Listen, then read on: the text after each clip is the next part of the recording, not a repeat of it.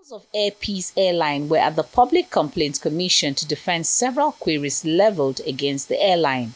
The panel has received complaints of alleged flight delays and even outright cancellation without adequate notice and compensation to customers. Flight was 8:05 and left at 6:45 p.m. 8:05 a.m. scheduled flight, left at 6:45 p.m.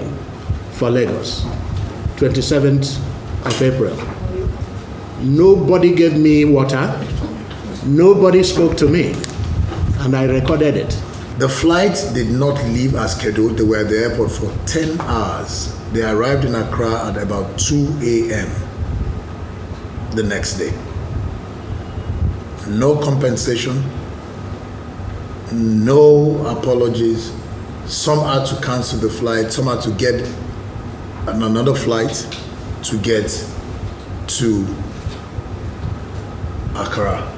In response, officials of Air Peace admitted to some of the allegations, especially the issue of flight delays and cancellations. They, however, said many of the cases are mostly beyond the airline's control. The operator is having problems. And that's why I say, I thank you that let's blow it open so that everyone will take their own way. It's not an operator thing only. There are constituent factors, a lot of things interplay come into this before we see what happens at the tail end. The poor operator, just because he linked to the passenger, so that is where at the tail end of it, it's like a relay race. If we don't deliver that button, then all the races before don't count anymore. Air Peace as an organization, we do our review, operational review, and the essence of this is to tackle issues that pop up that affect our operations. It's not like we are going to sack FAN. It's not like we are going to say, oh, we are not using FAN's facility again. We look for ways around it to solve the problem that is existing. And trust me, sirs, these ways we are seeing around it, they are costly to the organization.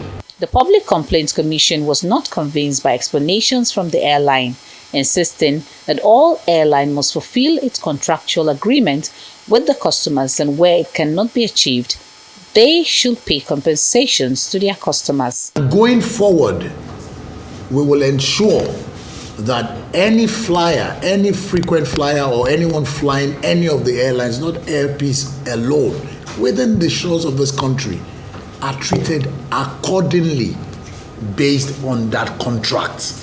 It's an obligation, and that obligation has to be met. If this were to be, let's say, United States, you know what would have happened to your airline, I'm sure you know. There are delays in US.